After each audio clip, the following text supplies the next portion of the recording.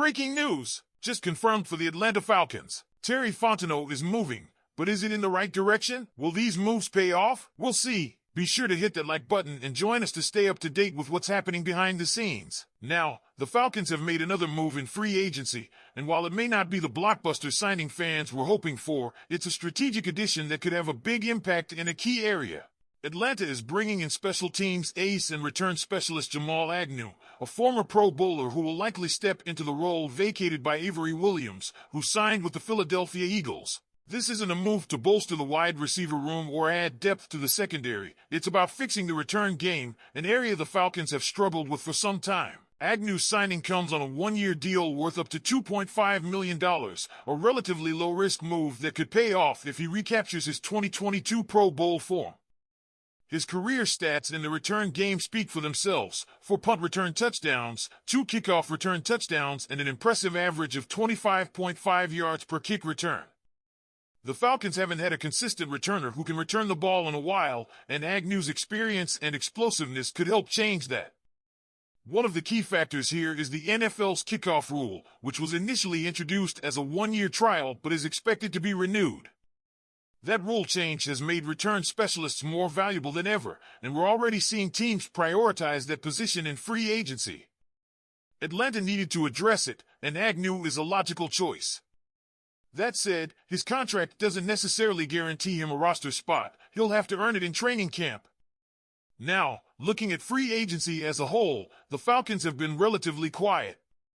They haven't gone on a spending spree, and while that's led to some disappointment from fans, the reality is that there weren't a lot of big-name defensive ends or outside linebackers worth breaking the bank for. The biggest signings so far? Divine Deablo on a 2-year, $14 million deal, Leonard Floyd for 1 year at $10 million, and the re-signing of Mike Hughes on a 3-year, $18 million contract with just under $10 million guaranteed. And here's where things get interesting. Was this the right approach? Fans wanted splash signings, but sometimes the best move is the one you don't make. Could the Falcons have gone after Josh Sweat? Maybe, but he chose the Cardinals, likely to reunite with his former coach, Jonathan Gannon. Could they have pursued another top-tier pass rusher? The options just weren't great this year. In fact, this was a terrible offseason to need both a quarterback and a defensive end. Imagine if the Falcons had waited to address quarterback this offseason instead of drafting Michael Penix Jr. last year. That would have been a disaster. So what does this defense look like now?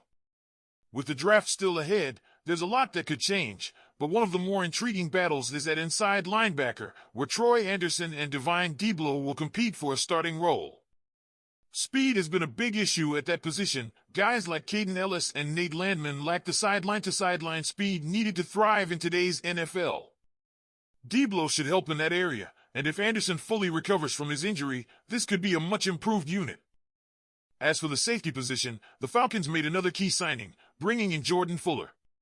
Fuller, who spent last season with the Carolina Panthers, was originally drafted in the 6th round in 2020 by the Rams, where he played under Raheem Morris. That connection likely played a role in this signing, and given that Fuller has started 46 of 48 possible games when healthy, he's expected to start alongside Jesse Bates III. Injuries have been an issue for him. He played just 3 games in 2022, but when he's been on the field, he's been a solid contributor. This move all but confirms that Justin Simmons will not be returning. Simmons, who had led the NFL in takeaways from 2016 to 2023, had an underwhelming season in Atlanta, finishing with just 2 interceptions. The expectations were high, and while he wasn't terrible, he didn't live up to the billing. With Fuller now in the mix, it looks like the Falcons are officially moving on. Of course, free agency isn't just about additions, it's also about departures. Over the past 24 hours, Atlanta lost linebacker Nate Landman, who signed with the LA Rams. Landman, an undrafted free agent out of Colorado, ended up being a key contributor for the Falcons, starting 14 games in 2023 in place of an injured Troy Anderson. His stats last season? 110 tackles, 7 tackles for loss, 3 forced fumbles, 2 sacks, and an interception. That's production you don't just replace overnight. And that's where the big question comes in: how much better is this Falcons roster compared to last season? Losing Grady Jarrett and Drew Dalman hurts. Yes, they added Leonard Floyd, Jordan Fuller, and Divine Deablo, but is this truly an upgrade? Right now, it feels like a lateral move at best. The draft could change that, but at this moment, if you told Falcons fans in February that this would be their free agency haul, the excitement level probably wouldn't be very high. So let's wrap this up with one final question. How would you grade the Falcons' free agency so far? Are they doing enough to improve, or are they just treading water? Give me an A, B, C, D, or F in the comments. I want to hear what you think. Because while the draft could still shake things up, right now, this feels like a C offseason at best. Let's talk about it. And that's the real debate, isn't it? Have the Falcons actually improved, or are we just watching another offseason of small moves that won't push this team over the edge? Because let's be honest, this franchise has been stuck in the middle for too long. No playoff wins since 2017. No dominant defense in over a decade. And if Atlanta wants to be a real contender in the NFC, these incremental moves need to add up to something bigger. Now, here's the flip side of the argument. Maybe this front office is playing the long game. Maybe they're looking at this free agency class and saying, there aren't a lot of elite pass rushers available, so let's not overpay for mediocrity. And honestly, that's a smart approach if you actually capitalize in the draft. That's where Terry Fontenot has to earn his paycheck. If the Falcons are going to take a conservative approach in free agency, then their draft picks have to hit. There's no other option.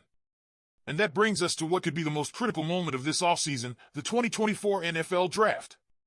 Because if this team doesn't find at least one impact player in the first 2 rounds, it's hard to see how they take a major step forward next season. Pass rush has to be the priority. There's no way around it. This team cannot continue to rank at the bottom of the league in sacks. So what's the plan? Right now, the defensive line has some pieces, but no true game changer. Leonard Floyd is solid, but at 32 years old, he's not the long-term answer. Morgan Fox is a good rotational player, but he's not an elite pass rusher. Arnold Ebiketie and Zach Harrison are still question marks. That's why the draft is so important. If Atlanta can land a guy like Jared Verse, Dallas Turner, or Chop Robinson at pick 15, suddenly this defense looks a lot more dangerous. But here's where it gets tricky. What if the top edge rushers are gone by the time Atlanta picks? Do they trade up? Do they settle for a second-tier pass rusher? Or do they pivot to another position of need? These are the decisions that will define this front office. Because if they miss on another draft class, the Falcons could be staring at another wasted season. And let's not forget about the offense. While most of the focus has been on the defense, there are still questions on that side of the ball. Wide receiver depth is an issue. They're betting big on Casey Washington taking a step forward, but is that enough? The offensive line still has some holes, especially with Drew Dalman leaving in free agency. And then there's Michael Penix Jr. He's not going to be the starter right away, but if Kirk Cousins struggles or gets injured, the spotlight is going to be on him fast. Hit that like button and subscribe to the channel for more news. Go Falcons!